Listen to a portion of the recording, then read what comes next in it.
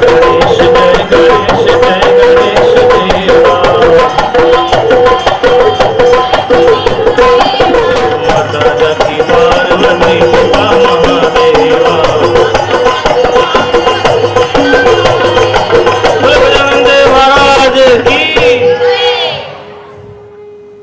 आइए हम शुरू करते हैं पुनः शुभ संकल्प के साथ। मैं एक बार पुनः सभी शाखाओं से आए हुए अन्य अध्यापकगण और यजमान के रूप में पधारे हुए अभिभावकगण, सम्माननीय अतिथि परिवार के सदस्य, हाथ जोड़कर हम एक बार पुनः गणपति महाराज का आह्वान करें कि हमें गणपति जी का आशीर्वाद प्राप्त हो, इस कथा के माध्यम से सारे विघ्नों का अंत हो। मानस पूजा के माध्यम से हम उन्हें पुष्पांजलि अर्पित करें, उनके चरणों में पुष्प अर्पित करें। गणपति जी का ध्यान करिए।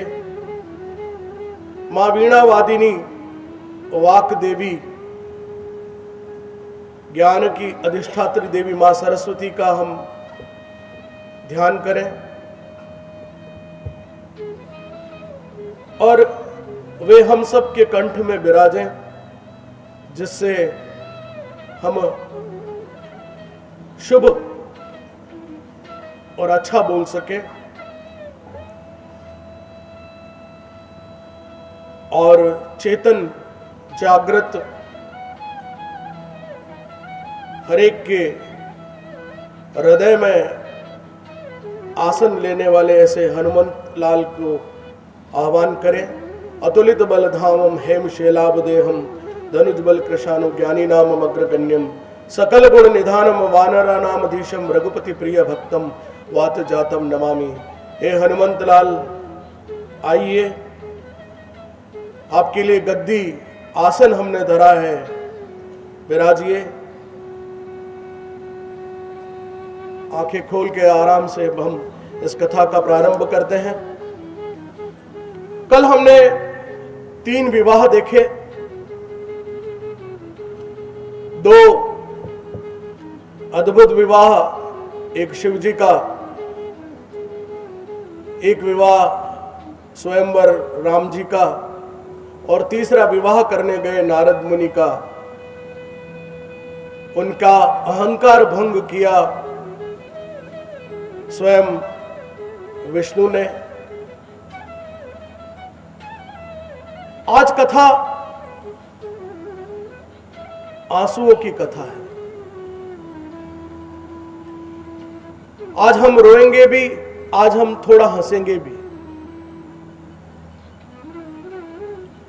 तुलसीदास जी ने अयोध्या कांड की शुरुआत कही है, जब ते राम ब्याही घर आए नित नव मंगल वेद बधाए। भुवन चारि दस भूधर भारी सुकृत मेघ बरसई सुखवारी। रिधि सिद्धि संपत्ति नदी सुहाई उमंगी अवध अंबुधि कहु आई। मुनिगण पुर नर नारी सुजाति सुचि अमोल सुंदर सब भांति। अयोध्या कांड मूलतः यौवन अवस्था का कांड है। अयोध्या कांड को अगर हम यूं कहें, ये अयुद्ध है। अयुद्ध जहां युद्ध नहीं हो, जहां कलह नहीं हो, जिस परिवार में रोज किचकिच होती हो, सुबह उठकर सास अपनी बहू से लड़े या बहू, आजकल उल्टा है, बहू सास को लड़ती है। जिस घर में सास बहू का रोज झगड़ा होता हो, जो रोज किचकिच करता हो, उस घर में राम जी कभी नहीं आते। इसलिए अयोध्या कांड एक ऐसा महत्वपूर्ण कांड है, जिस घर में रोज कलह हो, उन सब से और कुछ नहीं करना है। अयोध्या कांड का पाठ करिए, सप्ताह में एक दिन करिए, रोज कर सके न कर सके रविवार के दिन कर लीजिए। यदि अयोध्या कांड 21 बार लगातार आपने पढ़ा, आपके मन, वचन और कर्मों में एक रूपांतरण होगा, ऐसा तुलसीदास जी ने इस कांड में लिखा है। अयोध्या कांड में बताया कि कई बार पाप तो खराब है ही है, लेकिन कभी कभी पुण्य भी खतरनाक हो जाता है। पुण्य क्यों खतरनाक हो जाता है? जब हम कोई, जैसे कल नारद जी को अहंकार हुआ, हमने बहुत अच्छा काम किया, हमको अहंकार हो गया, हमने किसी को दान दिया और फिर एक पट्टिका लगा दी, ये पंखा स्वर्गीय फला फला की स्मृति में। दिया तो पंखा है, लेकिन लाल अक्षरों में बड़ा बड़ा लिखवा दिया। तो ऐसा पुण्य काम नहीं आता। जिस दान में दिखावा ज्यादा हो, बंद बुट्ठी से दिया दान फिर भी काम कर जाता है, लेकिन दिखावे के रूप में किया गया दान और पुण्य आपके जीवन में पाप और बढ़ाता है। इसलिए कभी देने से पहले यह अहंकार मत पाल लेना कि हम दे रहे हैं। ये तुलसीदास कह रहे हैं। इन्होंने इस कांड में बताया, बच्चों, जो समझने की बात है। कहानी तो आप सब जानते हैं, या बैठे हर लोग राम कथा को जानते हैं। फिर राम कथा सुनने की क्या आवश्यकता है? आलोक को भी इतनी बड़े आयोजन की क्या आवश्यकता है? हम कथा तो जानते हैं, लेकिन कथा के मर्म को नहीं समझ पाते। यदि जल्दी उठना है तो जल्दी उठ के, यदि आपने केवल फिल्मी गाने सुनने, तो ऐसा जल्दी उठना भी बेकार है, कोई मायने नहीं उसका। जल्दी उठकर ईश्वर की उपासना की तो आपका जल्दी उठना भी कुछ सार्थक है। यहां राम कथा कहती है कि भला और बुरा दोनों का सम्मिश्रण इस जीवन में है। गुरु नानक देव के जीवन की एक घटना है जो अयोध्या कांड के उस दर्शन को दर्शाती है। अमरजीत मैडम कहां है? बैठिए। गुरु नानक देव की जीवन की उस घटना को पता नहीं सिख संप्रदाय के अनुयायी उसको कितना जानते हैं, कितना समझते हैं। मेहता कालू राय, उनके पिता, अपने बच्चे को रोज देखते थे, बचपन से उसे दूध पिलाना, खूब खिलाना, लेकिन गुरु नानक देव अपने हिस्से का बचाकर अपने घर के बाहर आने वाले, भिक्षा मांगने वाले व्यक्ति को दान भेंट दे देते थे।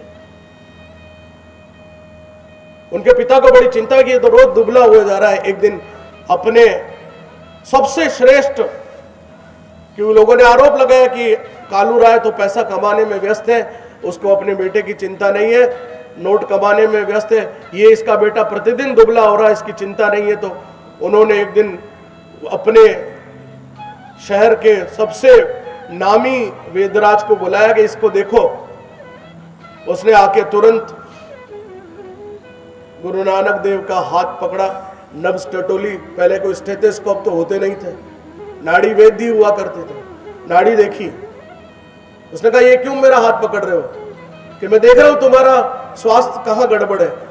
नानक देव ने कहा मेरा नहीं गड़बड़ है, तुम्हारा गड़बड़ है। कि मैं इतना नामी वेद हूं, मेरा सारी दुनिया में नाम है, तुम मुझे कह रहे हो कि मेरा गड़बड़ है? कि हाँ तुम्हारा गड़बड़ है। गुस्सा आया उसे कि क्यों गड़बड़ है मेरा?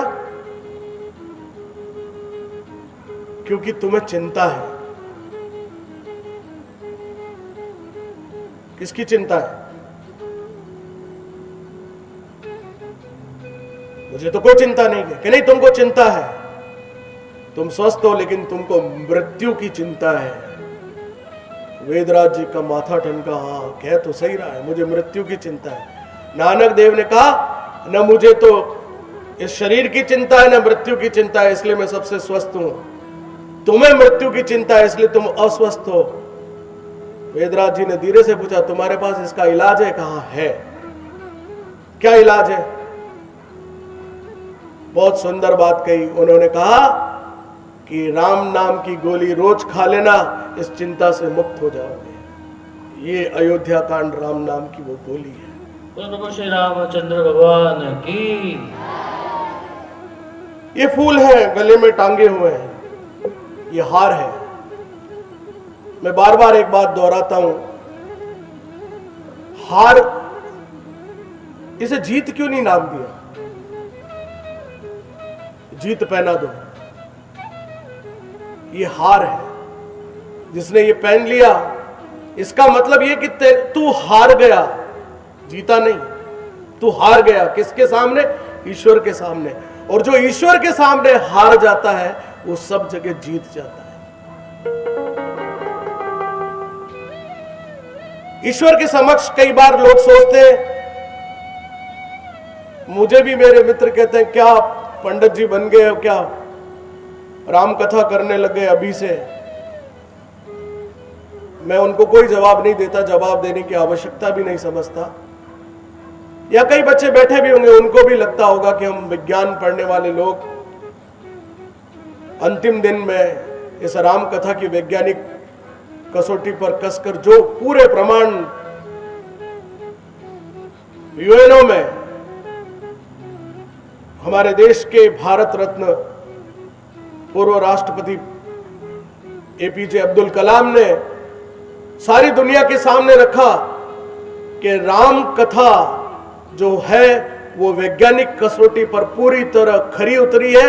राम जी का जन्म 4 दिसंबर को हुआ, ये कैलकुलेशन, साइंटिफिक कैलकुलेशन करके सारी दुनिया को बताया गया।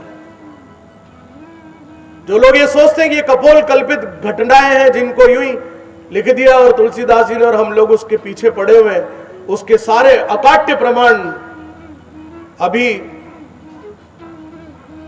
नासा ने जो सैटेलाइट से फोटोग्राफ खींचे, जो राम सेतु है वो पूरी तरह पानी में एक भूकंप आने के बाद, सुनामी आने के बाद वो डूबा है। उससे पहले वो सतह के ऊपर था, और कितने हजार साल पहले ऊपर था ये भी नासा ने कैलकुलेट करके बता दिया। और ये भी बता दिया कि ये ब्रिज राम के जन्म के 28 वर्षों बाद बना, इसलिए साइंटिफिकली ये प्रूव हो चुका है कि राम सेतु का निर्माण राम जी की सेना ने किया।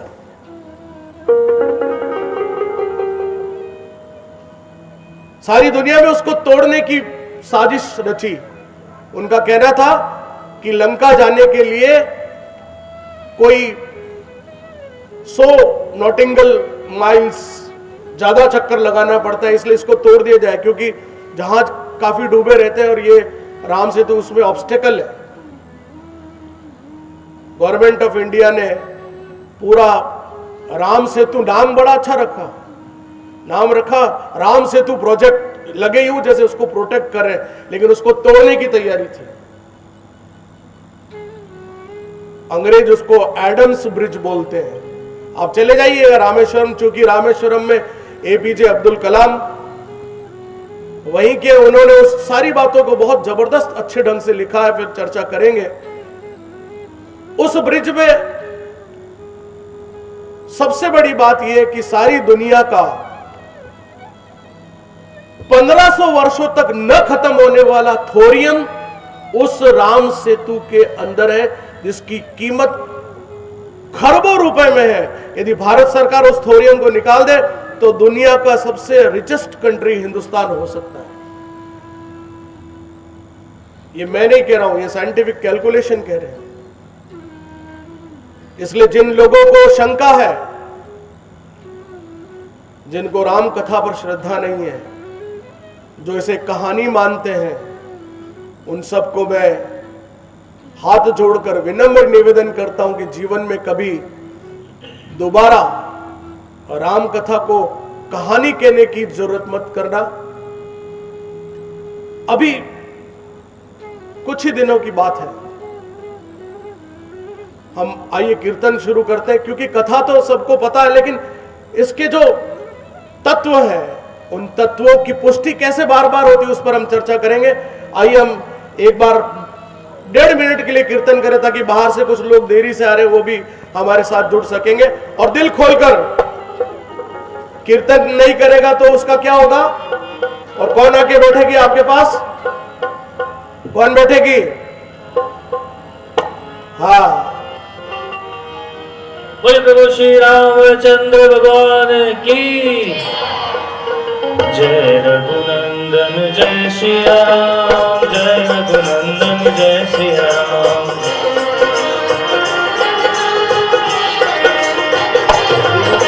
जय रघुनंदन जय श्री राम, जानकी वल्लभ सीताराम।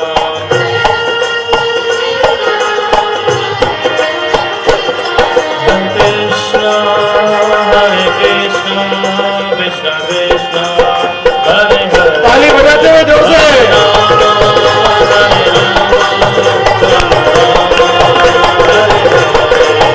हरे कृष्ण कृष्ण कृष्ण हरे हरे। बोलो कृष्ण कन्हैया लाल की, प्रभु रामचंद्र भगवान की। सीता जी के जन्म की अनेक घटनाएं हैं, जिनको रामायण के साथ साथ कई अन्य ग्रंथों में उनका उल्लेख मिलता है। मॉनिटर बढ़ाओ तो। पद्माक्ष नाम के एक राजा ने लक्ष्मी जी की उपासना की। उपासना करने के बाद उसने लक्ष्मी जी से निवेदन किया कि माते आप मेरी पुत्री के रूप में जन्म लें। बृहदारण्य हवन कुंड के पास हवन करते वक्त उन्होंने कहा कि मैं अग्नि के रूप में तुम्हारे घर में प्रकट होंगी और उस समय तुम संकल्प करना और जो भी प्राप्त हो उसे अपने घर में रखना। कुछ समय बाद में बेटी के रूप में वहां प्रकट हो जाऊंगी। इस बीच रावण को यह पता चला कि पद्माक्ष ऐसा कोई अद्भुत यज्ञ कर रहा है और मेरी सोने की लंका है, लक्ष्मी का अकूत भंडार मेरे पास है, अगर ये और पैदा हो गया तो मेरे लिए बड़ी दुविधा होगी। इसलिए उसने आक्रमण किया।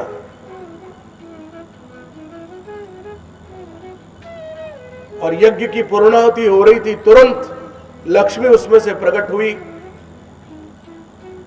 जो ही रावण को आते देखा वो कुंड में समा गई, लेकिन यज्ञ तो पूर्ण होना ही था। रावण ने उस अग्नि को हटाया, उसमें से 5 रत्न मिले। उन 5 रत्नों को लेकर उसने एक पेटी में बंद कर दिए और वो पेटी अपने घर रख दी। वो पेटी घर लेकर आया और उस घर में सारी गड़बड़ शुरू हो गई। लक्ष्मी का दूसरा नाम है चंचला, तो चंचल होती है। उसने वहां आके अपना काम शुरू किया। रावण के गुरु ने कहा कि आप जो ये रत्नों की पेटी लाए हो इसे हटाओ, इससे आपके घर में सारे झंझट खड़े हो रहे हैं। तो रावण ने वह पेटी राजा जनक के राज्य में एक जगह जमीन में गड़वा दी। और यह था कि ये रत्न जब भी वो पेटी खुलेगी, इनको हवा लगेगी, वो रत्न एक कन्या में परिवर्तित हो जाएंगे। ये चूंकि लक्ष्मी जी का स्वयं का दिया हुआ वरदान था। वहीं राजा जनक के उस स्थान से, भूगर्भ से माता सीता प्रकट हुई है। एक दूसरी घटना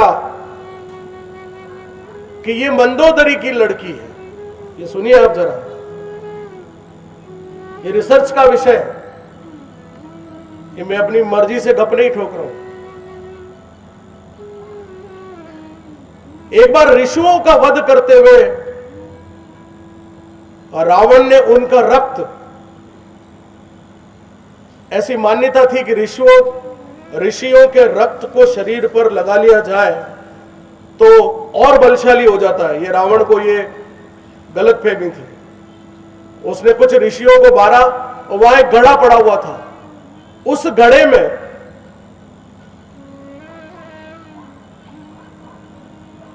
संतान प्राप्ति हेतु एक यज्ञ द्वारा प्रकट किया गया पदार्थ रखा हुआ था। रावण ने उसी में उनके रक्त को भर दिया और मंदोदरी को कहा कि यह जहर है, इसका ध्यान रखना, इसको कोई हाथ न लगाए। और एक दिन कलह हुई घर में, मंदोदरी ने उसे जहर समझकर उस रक्त को पी लिया और जो ही उस रक्त को पिया उसमें ऋषियों द्वारा यज्ञ किया हुआ वो पदार्थ और वो रक्त दोनों था। उसे पीने से मंदोदरी को गर्भ ठहरा। उसके बाद सीता मैया का जन्म हुआ और उसने उसी जनक के राज्य में एक बक्से में बंद कर रखा। ये दूसरी घटना है। कहते हैं रावण इस बात को जानता भी था। इधर अयोध्या में राम के विवाह की बधाइयां चल रही है, खूब जोरों से आनंद आ रहा है। 40 दिन तक सूर्यास्त नहीं हुआ।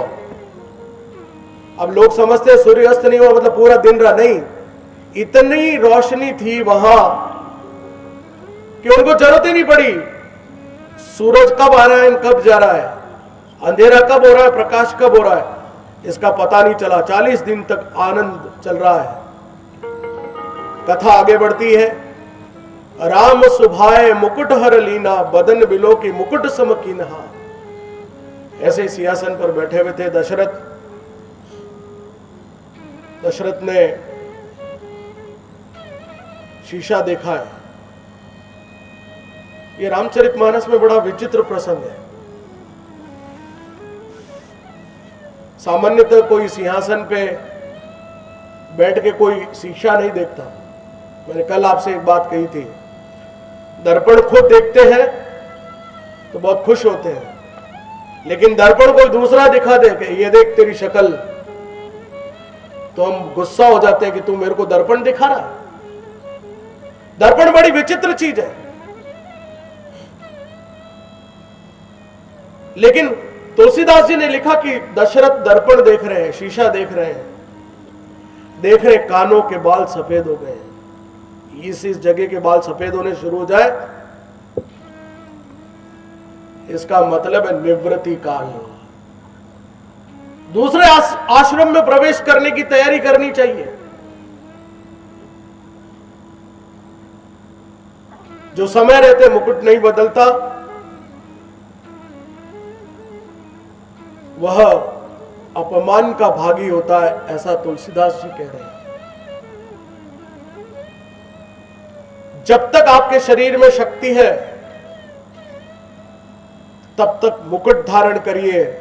जब शक्ति चली जाए मुकुट दूसरे को दीजिए, अपने अनुभव से उसे आगे बढ़ाइए। ये राम कथा कहती है।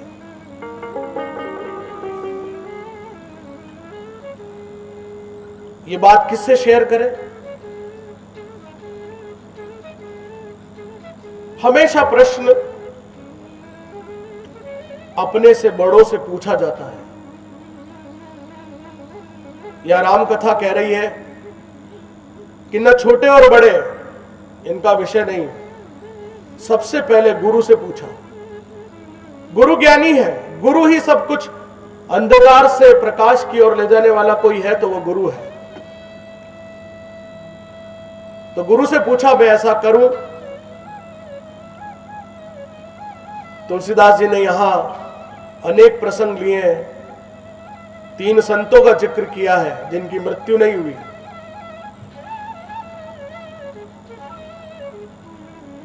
सप्तऋषि मंडल के बारे में आप सब जानते हैं, सनत कुमारों के बारे में भी आप जानते हैं, और इस आधुनिक युग में भी ऐसे कई संत हुए जिनकी मृत्यु नहीं हुई। उनमें चैतन्य महाप्रभु, मीरा साक्षात कृष्ण की स्वरूप में समा गई, संत तुकाराम की भी मृत्यु नहीं हुई। बात राज्याभिषेक की हो रही है, गुरु से पूछा, गुरु बहुत खुश हुए। देखो यहां एक बहुत सुंदर बात कही तुलसीदास जी ने। हर काम के लिए गुरु कहते हैं कि लाओ, हम भी करते हैं, चौगड़िया देखो, दुकड़िया देखो, मुहूर्त देखो, किस समय क्या काम अच्छा होगा ये देखो। इस बार गुरु ने बड़ा चमत्कार किया। राज्याभिषेक की तैयारी के लिए कहा, गुरुदेव कोई अच्छा मुहूर्त देखिए। गुरु ने बहुत चालाकी से जवाब दिया, मुहूर्त की कोई जरूरत नहीं है, राम का राज्याभिषेक करना है कभी भी कर लो। गुरु बड़े चतुर हैं। मैंने कहा ना, इस राम कथा के नायक राम जी हैं, लेकिन राम कथा के नायक को बनाने वाला जो महत्वपूर्ण व्यक्ति है वो विश्वामित्र है। वशिष्ठ और विश्वामित्र की दोस्ती हुई, उन्होंने तय किया कि राम का तो राज्याभिषेक होना नहीं है, तो जब भी वो पूछे कह देना किसी भी मुहूर्त पे कर लो, उचित है। क्योंकि मुहूर्त देखेंगे और उस मुहूर्त पे राज्याभिषेक तो होगा नहीं, अपना अपमान होगा, तो इस अपने अपमान से बचने के लिए कह दिया राज्याभिषेक कर लो, किसी भी मुहूर्त पे कर लो। राम से पूछा गुरु ने। एक बहुत महत्वपूर्ण बात बताता हूं, जीवन के बहुत महत्वपूर्ण निर्णय परिवार में सीधे कई बार हम संकोचवश आपस में बात नहीं कर पाते, तब हमको एक बाहरी व्यक्ति की जरूरत होती है। इसका मतलब यह नहीं कि आपके परिजनों के बीच में दूरी है।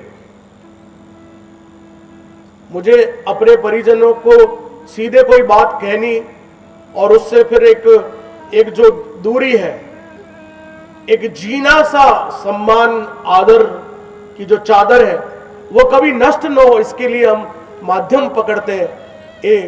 उसका दोस्त पकड़ते हैं, भाई तू मेरे भाई का दोस्त है, उसको एक बात धीरे से ये कहना ना।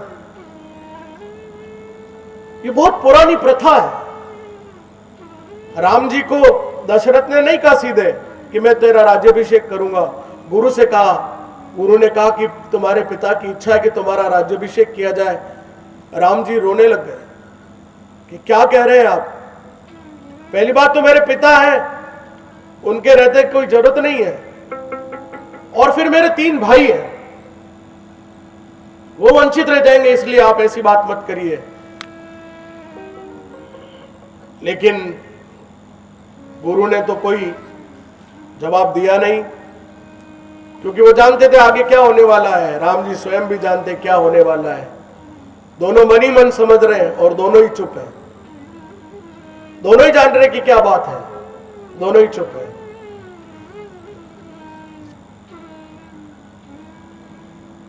यहां अयोध्या कांड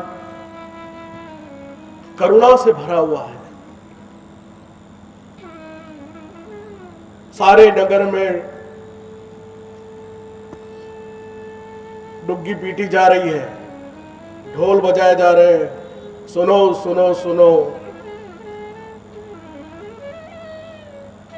पाटवी पुत्र रघुकुल तिलक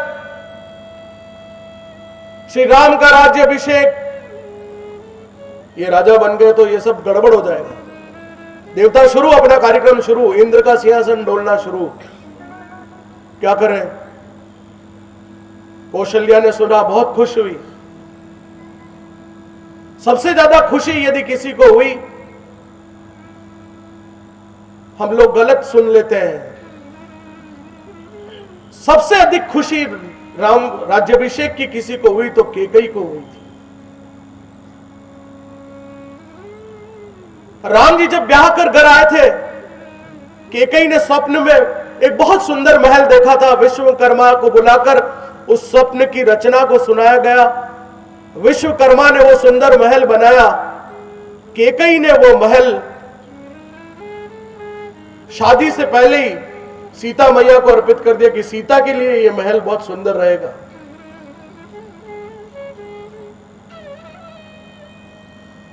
जिस समय कौशल्या ने बधाई संदेश आपस में दिए हैं, केकई और कौशल्या के बीच वार्ता हो रही, सुनिए इसे, बहुत बहुत मार्मिक बात है। कौशल्या ने कहा, आशीर्वाद मैं तुझे क्या दूं, मन तो मैं दे नहीं सकती, मन तो मैं राम को दे चुकी, ले एक काम करती हूं, सुनना बच्चों। कौशल्या ने कहा, मन तो मैं राम को दे चुकी हूं, ले मैं तुझे राम जी को ही देती हूं, राम देती हूं तुझे। केकई के पुत्र राम हो गए। इधर मंथरा अपना काम कर रही है, मंथर गति से कुबड़ी आके बैठी है, देखो। वो आकर बोली, पहले तो जैसे औरतें अपना काम शुरू करती है गुस्से से, एकदम गुस्सा नहीं दिखाती, मैं किसी नारी का अपमान नहीं कर रहा हूं, लेकिन उनकी कला है।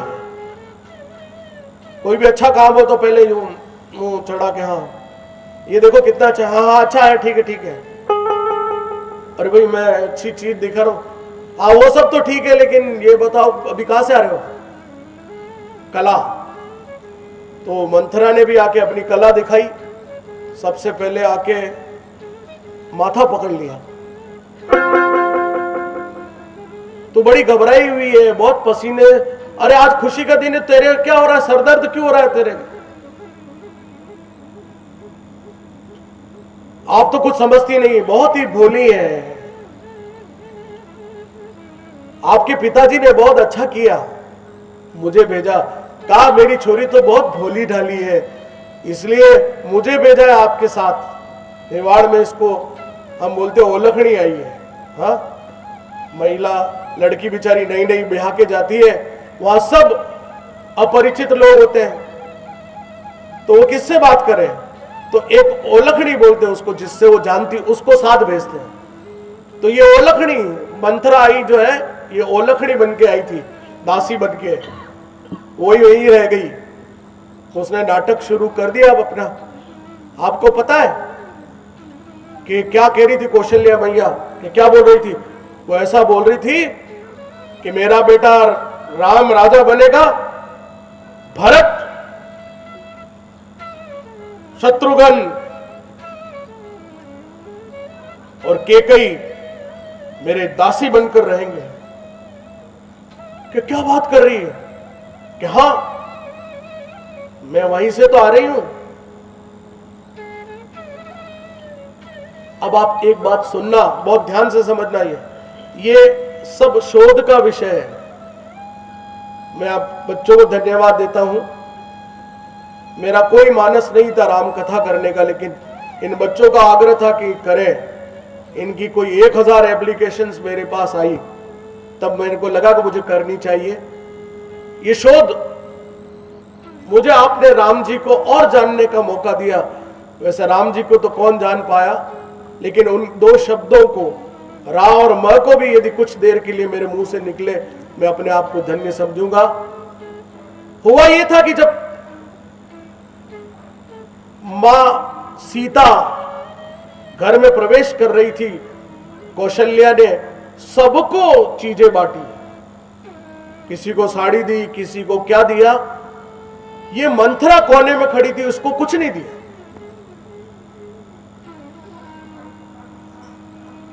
जब कभी बड़ा आयोजन हो, एक बात ध्यान रखिएगा, यदि आप किसी चीज को दे रहे हैं, 10 लोग दे रहे हैं, 10 लोग बैठे हैं, 4 को ही दे रहे हैं, तो 6 के मन में कहीं न कहीं विकार पैदा होगा, या तो दीजिए मत, और यदि दे रहे हैं तो सबको समान भाव से बराबर दीजिए।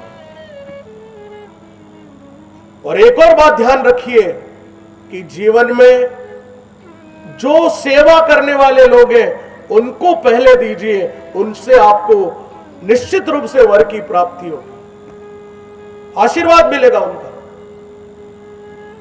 हम अक्सर बड़ों को तो दे देते हैं, उन छोटे तबके के लोगों को अक्सर भूल जाते हैं। पहले उन्हें दीजिए, फिर दूसरा काम करिए। जन्मदिन है तो अपने घर के सेवा करने वाले उन लोगों को पहले दीजिए, बड़ों को दे न दे कोई बात नहीं, उन छोटों को जरूर दीजिए। मंथरा ने ये अपमान समझा और उस अपमान का बदला लेने के लिए उसने कितनी बड़ी दुर्घटना कर दी। लेकिन ये सब बातें छोटी है, होई है वही जो राम रचि राखा।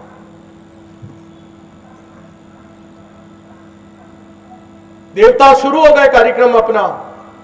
सबसे पहले गए सरस्वती के पास के माते, बहुत गड़बड़ हो गई, इधर राम का राज्याभिषेक हो जाएगा, रावण जैसे राक्षसों का वध कैसे होगा? ये वध करना है, मारना है, इनका नष्ट करना है, तो ये तो राम जी को इस सिंहासन से अलग रखना पड़ेगा। आप कुछ करो कि देवता तुम बड़े दुष्ट हो, मैं सदकार्य करने वाली, सबको स्वर प्रदान करने वाली, आप मुझे ऐसा गलत काम कैसे करने को कह रहे हैं? कहने मां सरस्वती, ये जन कल्याण के लिए आपको ये काम करना पड़ेगा। और कहते हैं सरस्वती ने जाकर सबसे पहले मति भ्रष्ट की है मंथरा की, क्योंकि सबसे सरल थी, टारगेटेड, सबसे इजी टारगेट था, क्योंकि वो दुश्मनी थी उसकी कौशल्या से, तो उसको कर दिया टारगेट पहले, फुस, काम हो गया। दूसरा टारगेट किया केकई को, भरत तुम्हारा बेटा है, उसको ननिहाल भेज दिया है, कैसे कैसे काम हो रहा है तुमको पता है? 2 दिन में सब खेल खत्म। केकई कोप भवन में जाके बैठी, मतलब कोप भवन कोई अलग से थोड़ी होता है, ये गुस्से का हाउस कोप भवन, इसका नाम है कोप भवन, यहां जाके बैठ जाओ, ऐसा नहीं होता है। हम सोचते कोप भवन कोई जगह है,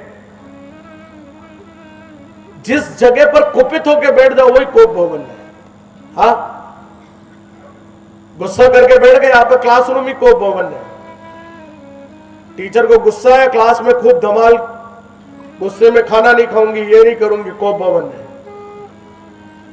हम सोचते कोप भवन कोई स्पेशल जगह होती होगी, नहीं। दुनिया में 3 तरह के स्वार्थी लोग होते हैं, समझना बच्चों, ये फिर ज्ञान की बात।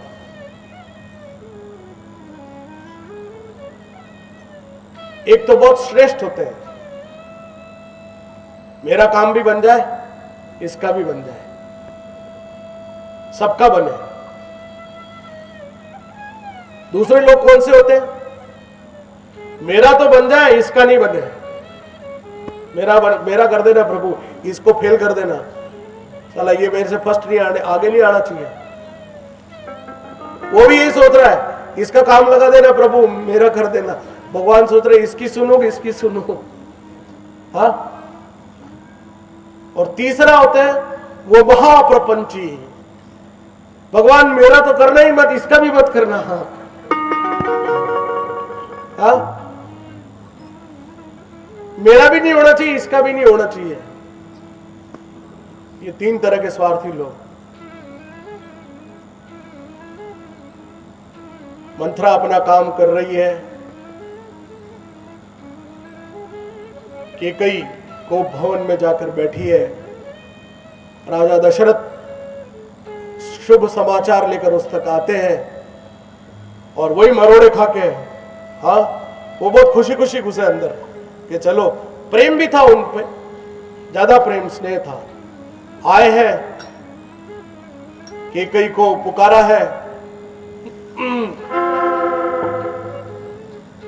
वो इधर घूमे तो वो देखे ही नहीं उनकी तरफ। दशरथ को लगा ये मेरे साथ खेल खेल रही है।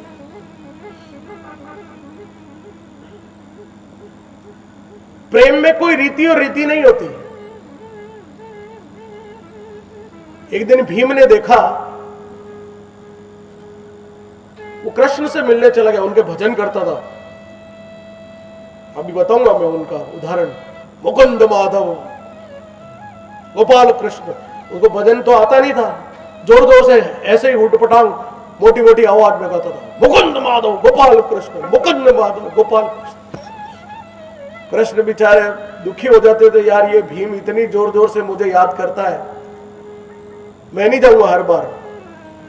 तो एक दिन भीम उनके घर चला गया, जाके खिड़की में से देखता है, वो क्या देखता है कि अरे बाप रे, मैं जिनकी भक्ति करता हूं वो तो ऐसा है।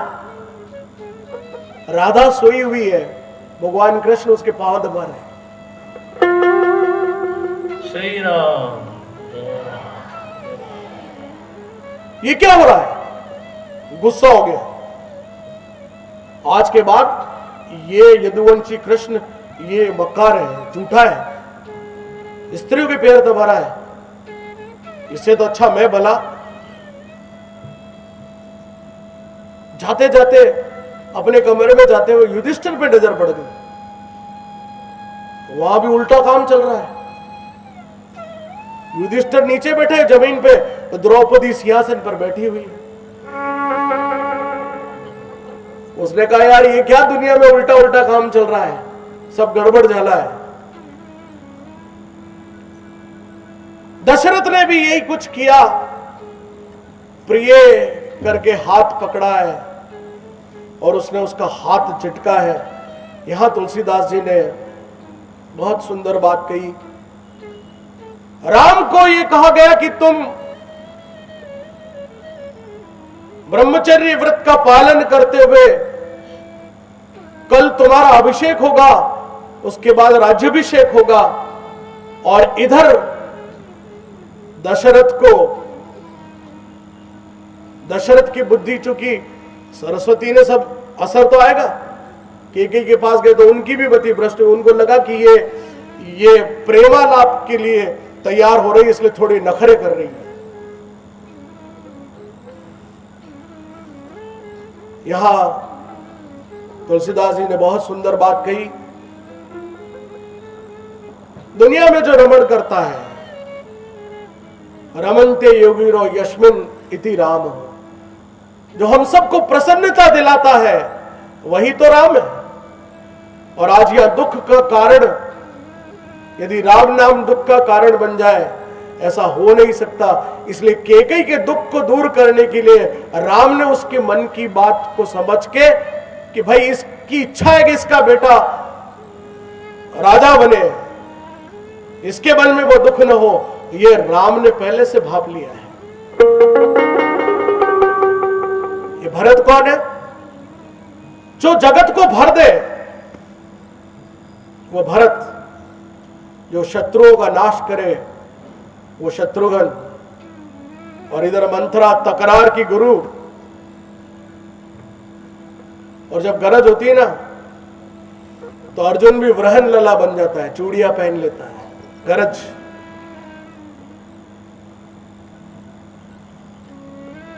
इधर ये माया रची गई। भीम का दृष्टांत लेते हैं, जहां छोड़ा था वहीं से पकड़ता हूं। कृष्ण जा रहे हैं, भीम ने नमस्कार नहीं किया। अरे भाई भीम, कैसे हो? क्या तुमने प्रणाम का जवाब भी नहीं दिया? महाराज क्या जवाब दूं मैं आपको? आप तो बड़े विचित्र हो। क्या हुआ?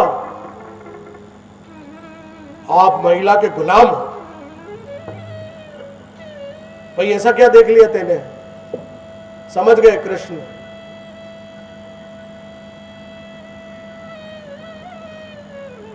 इधर आओ। ये सब माया है। क्या माया है? माया है कि महाराज माया के दर्शन मुझे करा दो, फिर कराता हूं। बैठ। एक पेड़ था, उसके ऊपर बैठा दिया, या बैठ जा जंगल में। कि महाराज क्या गिराओगे क्या कहीं? कि बैठ जा, तेरे को माया के दर्शन करने ना। हाँ करने। जो ही उसको पेड़ पे धक्का दिया है और सब बदल गया। पेड़ पे चढ़ते ही इतना बड़ा पंडाल नजर आया उसे, खूब सारे सिंहासन लगे हुए, एक एक करके नकुल, सहदेव, युधिष्ठिर आ रहे हैं, बैठते जा रहे हैं। युधिष्ठिर आए तो उसने सोचा बीच के सिंहासन पर बैठेंगे, मेरे भाई है, साइड में बैठ गए। चल रहा क्रम, तभी कृष्ण आ रहे हैं। उसने सोचा कृष्ण बैठेंगे यहां, वो भी नहीं बैठे, वो इधर बैठ गए। हद हो गई, ये तो हद हो गई। तो कौन आएगा? अब भीम का दिमाग खराब हुआ कि ये तो सारे लोग तो बैठे हुए, ये बीच में कौन बैठेगा। तभी देखा बाल खुले हुए द्रौपदी आई और उसके हाथ में कटोरा है। भीम किधर है? भीम, मुझे भीम चाहिए। वो करके सिंहासन पर बैठती, भीम को यह लाओ, मैं उसका रक्त पीऊंगी तभी मेरी प्यास शांत होगी। और वो भीम वहां पेड़ पे थर-थर कांपे, ये क्या हो रहा है? और जो ही उसने कहा कि भीम को यह लाओ, और धड़ाम भीम जमीन पर गिरे। और भीम के जमीन पर गिरते ही न तो सिंहासन है न युधिष्ठिर है, खाली कृष्ण खड़े मुस्कुरा रहे हैं। माया देखी, ईश्वर की माया। कैकेयी के साथ मंथरा भी उस, ये माया का मतलब क्या है? मां मतलब नहीं, या मीन्स अर्थात जो नहीं है फिर भी दिखती है, वो माया, जगत माया है। माया को मानना ही पड़ता है। इसलिए मंथरा ने कोप भवन में बहुत कुछ, इस रामायण के इन प्रसंग को बहुत ज्यादा लंबा खींचने की जरूरत नहीं। तुलसीदास जी ने कहा कि सर्पिणी जैसे अपने अंडे खुद खा जाती है भूखी हो, वैसा ही कैकेयी के चरित्र के बारे में लिखा। ये जमदग्नि ऋषि की पत्नी थी। परशुराम जी ने अपने पिता के कहने पर रेणुका नाम की इस स्त्री का, अपनी मां का वध कर दिया था। उसका बदला लेने के लिए ये रेणुका इस जन्म में कैकेयी बनी है। और परशुराम विष्णु के अवतार है, राम भी विष्णु के अवतार हैं। तो राम यानी विष्णु से बदला लेने के लिए कैकेयी ने इस जन्म में, उस जन्म का बदला लेने के लिए इस जन्म में ये काम किया है। कैकेयी ने, अब कैकेयी को ये सब क्यों करना पड़ा? वो गंदा काम वो क्यों कर रही है? वो राम जी से तो बदला ले रही है, लेकिन उसने ऐसा क्या किया? कैकेयी ने अपने बचपन में, पूर्व जन्म में एक मुनि का मुंह काला कर दिया था। तो मुनि ने शाप दिया था कि अगले जन्म में तू कैकेयी बनेगी और तू अपयश की भागी बनेगी। आप सभी जानते हैं 2 वर राजा दशरथ ने कैकेयी को दे रखे थे, और उन दोनों वरों को लेकर कि 14 वर्ष का वनवास,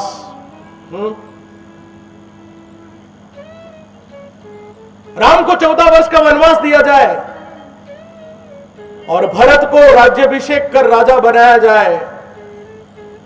तापस वेशु विशेषी उदासी, 14 वर्ष राम वनवासी। और जो ही ये बोला है, दशरथ धड़ाम से गिर गए हैं। रोम रोम में बसने वाले राम विलाप कर रहे हैं। गए नारी विश्वासा, उस दिन से दशरथ का विश्वास नारी से उठ गया, रुदन कर रहे हैं। जंगल में आग की तरह ये बात फैलती है। जैसे आग फैलती वैसे वो बात पूरे नगर में, अयोध्यापुरी में फैल जाती है कि कैकेयी ने ये 2 वर मांगे हैं और भगवान के रूप में समझे जाने वाले श्री रामचंद्र को 14 वर्ष का वनवास मांगा है। जितनी गालियां अयोध्यावासी ने उस दिन कैकेयी को दी है,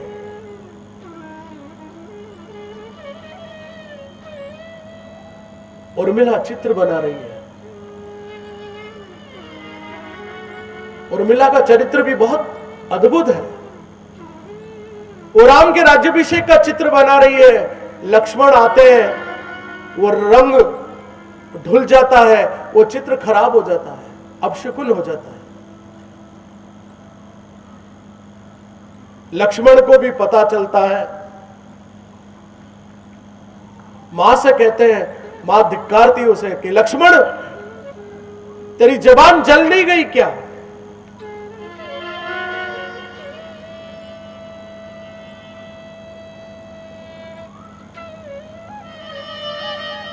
कौशल्या को पता चलता है।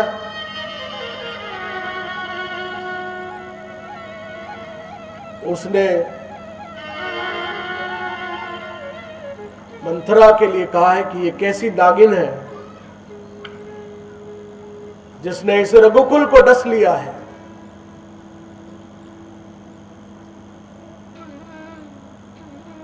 चारों तरफ अयोध्या में दुख का वातावरण सुख कुछ पलों में दुख में बदल गया। ऋषियों की पत्नी ने आकर कैकेयी को बहुत समझाया है, लेकिन कैकेयी मानने को तैयार नहीं। तुलसीदास जी ने बहुत सुंदर बात कही है, कहि सत्य प्रिय वचन विचारी। ऐसा सत्य जो दूसरों को दुख दे कभी मत बोलिए। हम कहते हैं मैं तो सच बोल रहा हूं, लेकिन जिस सत्य से किसी का मन दुखे ऐसा सत्य कभी मत बोलिए। कहने के तरीके को बदलिए। सरल स्वभावन मन कुटि लागी, जथा लाभ संतोष सदा। या तुलसीदास जी ने स्त्री के गुण बताए हैं। जो स्त्री विवेक और मर्यादा का पालन करती है वही स्त्री श्रृंगार के योग्य है। बहुत सुंदर बात कही। जो स्त्री विवेक और मर्यादा का पालन करती वही श्रृंगार के योग्य, अन्यथा नहीं। उसका श्रृंगार निरर्थक है। मैं भी जाऊंगा, आप भी जाएंगे और हमारे पीछे हमारे अच्छे कर्म रह जाएंगे। हम रहे न रहे, वो कर्म हमारे रहेंगे। सीता का हाल तुलसीदास जी ने बताया है। आइए अब हम बहुत भाव विभोर होकर कुछ देर कीर्तन करेंगे, फिर कथा को गति देंगे, क्योंकि आज शिव पर भी हमको चर्चा करनी है। आगे बढ़ते हैं। प्रभु श्री रामचंद्र भगवान की जय। रघुनंदन जय सिया राम, जानकी वल्लभ सीता।